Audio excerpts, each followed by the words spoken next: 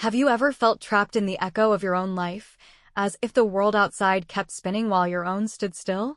That was the constant rhythm of Marlene's existence, a soft but persistent hum of monotony that filled her days in her picturesque suburban home in Seattle. The house had been hers for almost a decade, yet it often felt like a stranger's. Even as the pale winter sunlight filtered through the frosted windows, illuminating the neat garden outside, Marlene couldn't shake the feeling of emptiness that had settled into her life like the chill in the air. She had married Patrick when she was 22. He was charming, successful, and everything she had thought she wanted in a partner. At 48, he brought a sense of stability and security that Marlene had craved. But over the years, the connection they once shared had eroded. Patrick's demanding career consumed him, and his frequent business trips left her with long, lonely stretches of time to fill. When he was home, their conversations felt scripted, as though they were actors playing out roles in a lifeless domestic drama. She couldn't remember the last time they'd laughed together or even shared a moment of real connection. They lived under the same roof but in separate worlds. Adding to the complexity was Callum, Patrick's 20-year-old son from his first marriage. Callum had moved in with them a year earlier while attending college nearby. Though he was polite, their relationship had always been distant. Marlene had tried to be supportive, to create a bridge between them, but Callum had never seemed interested. He was quiet and reserved, spending most of his time in his room or at the library. Yet recently, Marlene had noticed subtle changes in him. His once awkward demeanor had been replaced by a quiet confidence. He wasn't the shy teenager she'd first met, but a young man who carried himself with a maturity that felt out of place in their home. It wasn't just Callum's demeanor that had changed. There was something different in the way he looked at her. His glances lingered a moment longer than they should have, his words carefully chosen in ways that left her unsettled. Marlene tried to dismiss it as her imagination, a side effect of her own growing loneliness, but the feeling persisted. It was as though the air shifted whenever he entered the room, charged with an unspoken tension she couldn't quite place. One cold evening, Patrick left for yet another business trip. Marlene, used to these prolonged absences, settled into her usual routine of making dinner, scrolling aimlessly on her phone, and going to bed early. That night, as she lay in bed under a heavy quilt, the quiet of the house felt oppressive. The howling wind outside seemed to seep through the walls, amplifying the stillness around her. She had just started to drift off when a soft knock at her bedroom door startled her awake. Her first thought was that it was the wind or the creaking of the old house. But the knock came again, deliberate and unmistakable. Frowning, she sat up, pulling the quilt tighter around her. "Who is it?" she called, her voice breaking the silence. "It's me." Callum's voice came through the door, quiet and uncertain. "Can I come in for a minute?" Marlene's heart skipped. It was unusual for him to approach her, let alone at this hour. She hesitated before replying, "Sure, come in." The door creaked open, and Callum stepped inside. He was dressed simply in a t-shirt and sweatpants, his hair slightly disheveled as if he'd just rolled out of bed. He looked almost vulnerable, a stark contrast to the composed young man she'd grown accustomed to seeing. "What is it?" she asked, her voice soft. "My bed's broken," he said, scratching the back of his neck. The frame just collapsed. "I didn't want to bother you, but I don't know where else to sleep." Marlene blinked, surprised. You can take the couch if you want. Or I can grab some blankets for you." Callum shifted, his gaze dropping to the floor. "It's freezing in the living room," he said. "Would it be okay if I stayed in here? Just for the night?" Her first instinct was to say no, but the look on his face gave her pause. He seemed genuinely uncomfortable, and despite the unease stirring in her chest, she found herself nodding. "All right," she said finally. "Just for tonight." Callum's shoulders relaxed, and he gave her a small, grateful smile. "Thanks. I'll sleep on top of the covers." She nodded again, unsure of what else to say. As he moved to lie down on the far side of the bed, Marlene's thoughts raced. She pulled the blanket higher around herself, hyper-aware of his presence mere feet away. The room felt smaller somehow, the air heavier. For the first time in years, Marlene felt the walls of her carefully constructed life begin to crack. It wasn't anything Callum had done or said. It was the shift in her own emotions, the way her heart raced in the quiet of the night. She told herself it was nothing, just a fleeting moment of vulnerability brought on by loneliness and the strange intimacy of sharing a space. But even as she closed her eyes and tried to will herself to sleep, she couldn't shake the feeling that everything was about to change. The air in the room hung heavy, a suffocating quiet settling between Marlene and Callum. The faint light from the bedside lamp cast long, flickering shadows on the walls, making everything feel more intimate, almost too personal. Callum's gaze lingered on her, not in the way a child looks at someone older, but as if he was trying to understand something deeper, more complex. The intensity of it unsettled Marlene. It wasn't a look she was prepared for, and it wasn't one she could easily ignore. Her throat tightened as she tried to swallow the lump forming there. Everything about the moment felt sharp, the kind of clarity that comes with emotions you don't want to face. It wasn't just her discomfort, it was the weight of the silence, the unspoken emotions swirling between them, confusing and undeniable. She wanted to say something, anything, to break the spell that seemed to have been cast over the room, but no words came. Callum stood frozen, his posture tense, as if he was grappling with thoughts he couldn't articulate. Finally, Marlene stepped back, wrapping her arms around herself as if to shield against the vulnerability exposed by the moment. "You should get some rest," she said softly, her voice trembling slightly. "Good night, Callum." Callum hesitated for a moment, his lips parting as if he wanted to respond, but then he simply nodded. "Good night," he murmured, his tone low, almost reluctant. He turned and walked out of the room, leaving Marlene alone with her thoughts and the oppressive weight of the encounter. The following days passed in a blur, but the atmosphere in the house was anything but normal. Marlene couldn't ignore the shift in Callum's behavior. He wasn't avoiding her as she might have expected. Instead, he seemed to seek out opportunities to talk, to linger in her presence. His usual reserved demeanor had softened, and their conversations grew longer, more personal. It started with casual exchanges over breakfast or in the kitchen, but soon they were sharing small, intimate details about their lives. Marlene found herself laughing at his jokes, appreciating his wit and his thoughtfulness. It was a connection she hadn't expected, and it left her feeling uneasy. At the same time, she couldn't help but notice the way Callum's gaze lingered a little too long when he thought she wasn't looking. It wasn't overt, and yet it carried a weight that made her pulse quicken in ways she didn't want to admit. She told herself she was imagining things, that the tension was one-sided, but the more she tried to convince herself, the harder it became to believe it. One evening, as they sat in the living room, the silence between them felt heavier than usual. Callum, seated in the armchair across from her, was scrolling through his phone. Marlene was nursing a glass of wine, staring at the TV but not really watching. She could feel his presence like a tangible thing, the space between them charged in a way that made her skin prickle. Finally, Callum broke the silence. "You've been quiet lately," he said, his voice careful but probing. Marlene's heart skipped a beat. "Just busy, I guess," she replied, her voice steady but guarded. He nodded, but his eyes stayed on her. "You're sure that's all it is?" She forced a smile. "What else would it be?" He didn't respond right away, and for a moment, Marlene thought he might let it drop. But then he leaned forward slightly, his elbows resting on his knees, and looked at her with an intensity that made her stomach twist. "Sometimes I feel like there's something you're not saying." Marlene's breath caught in her throat.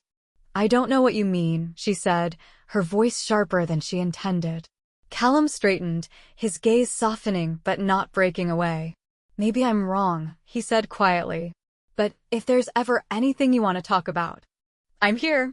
His words, so genuine and unguarded, made her chest ache. She wanted to tell him to stop, to leave, to give her space to think. But instead, she simply nodded. "Thanks, Callum," she murmured, her voice barely above a whisper. That weekend, Patrick was once again out of town. Marlene and Callum shared dinner together, the meal passing in relative quiet. But the air between them was far from calm. Every glance, every word, carried an unspoken tension that neither of them addressed. After dinner, Marlene retreated to the living room, curling up on the couch with a book she had no intention of reading. Callum joined her a few minutes later, taking his usual seat in the armchair. For a while, they sat in silence, the hum of the television filling the space between them. When Marlene got up to refill her glass of water, she passed by Callum, their shoulders brushing ever so slightly. It was an innocent touch, barely more than a graze, but it sent a jolt through her that she couldn't ignore. She froze, her breath hitching as the weight of his gaze bore into her. Slowly, she turned to face him, her heart pounding in her chest. For a moment, neither of them spoke. Callum stood as well, his height making the space between them feel even smaller. His eyes searched hers, and in that moment, Marlene felt completely exposed. It was as if he could see every thought, every emotion she was trying to suppress. "Callum," she began, her voice trembling. But before she could say anything more, he stepped closer, his hand brushing hers. The touch was so brief, so light, that it could have been accidental. But the look in his eyes told her otherwise.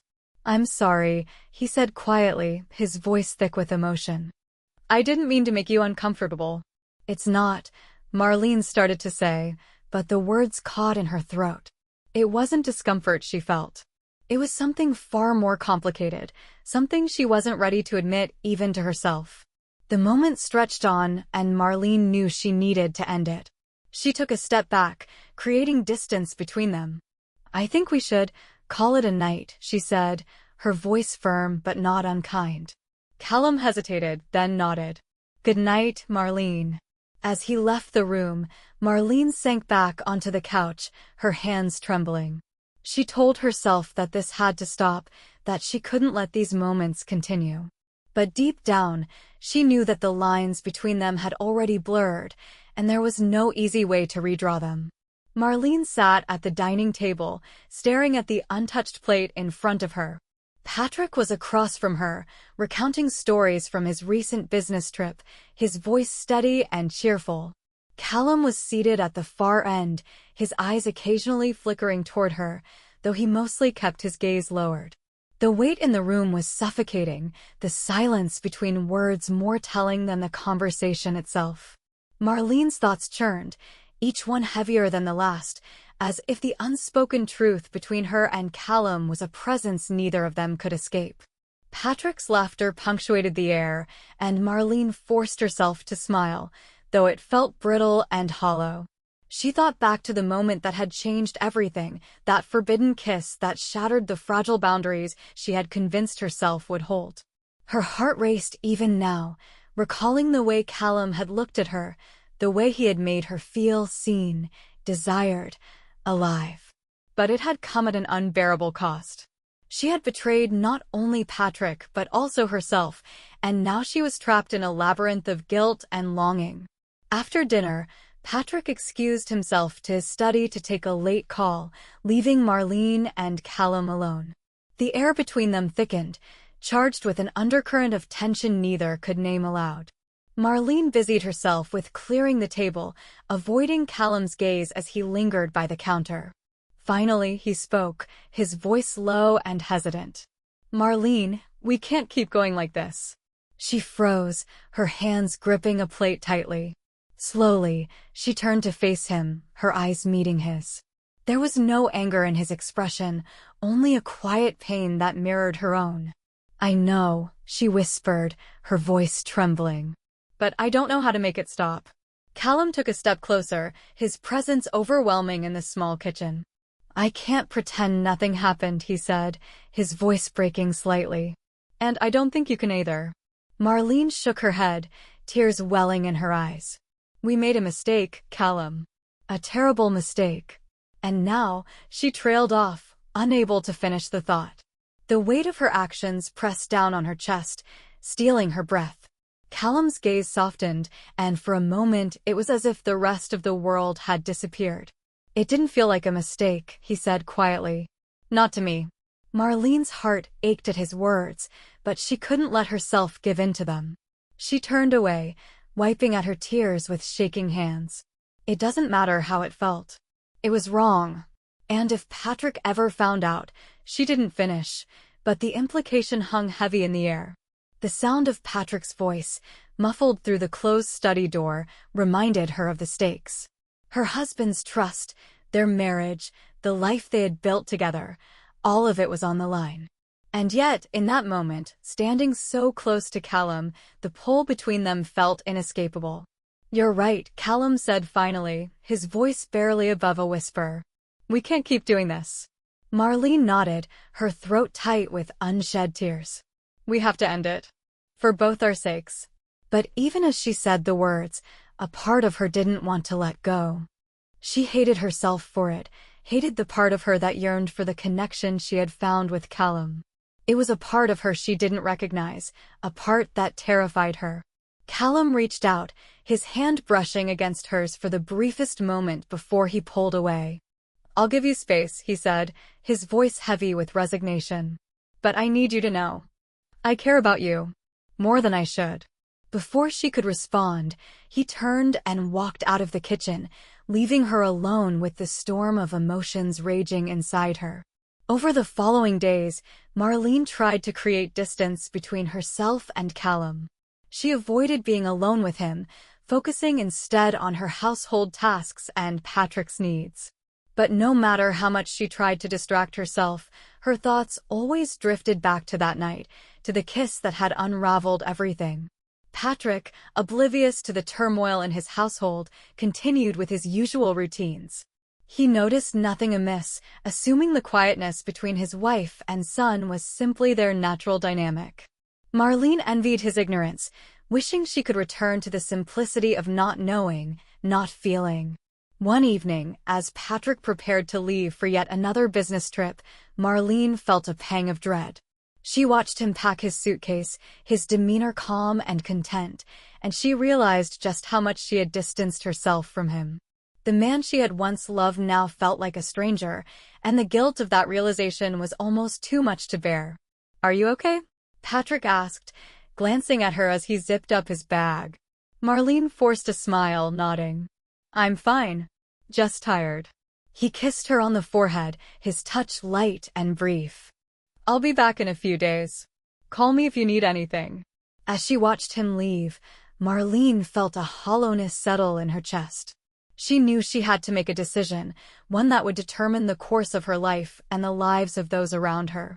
She couldn't continue living in limbo, caught between guilt and desire, between her marriage and the feelings she couldn't control. That night, as she lay awake in bed, Marlene made her choice. She would confess everything to Patrick. It was the only way to free herself from the web of lies she had spun, the only way to find a semblance of peace. The thought terrified her, but she knew it was the right thing to do. The next morning, she sat at the kitchen table, waiting for Patrick to return from his trip. Her hands trembled as she rehearsed what she would say, her heart pounding in her chest. When the front door finally opened and Patrick stepped inside, she felt a surge of both relief and dread. "Patrick," she said, her voice trembling. "We need to talk." He frowned, setting down his bag. "What's wrong?" Marlene took a deep breath, bracing herself. "There's something I need to tell you. Something I should have told you a long time ago." As she began to speak, tears streaming down her face, Marlene knew that her life was about to change irrevocably. But for the first time in weeks, she felt a glimmer of hope, hope that, no matter what came next, she could finally begin to heal.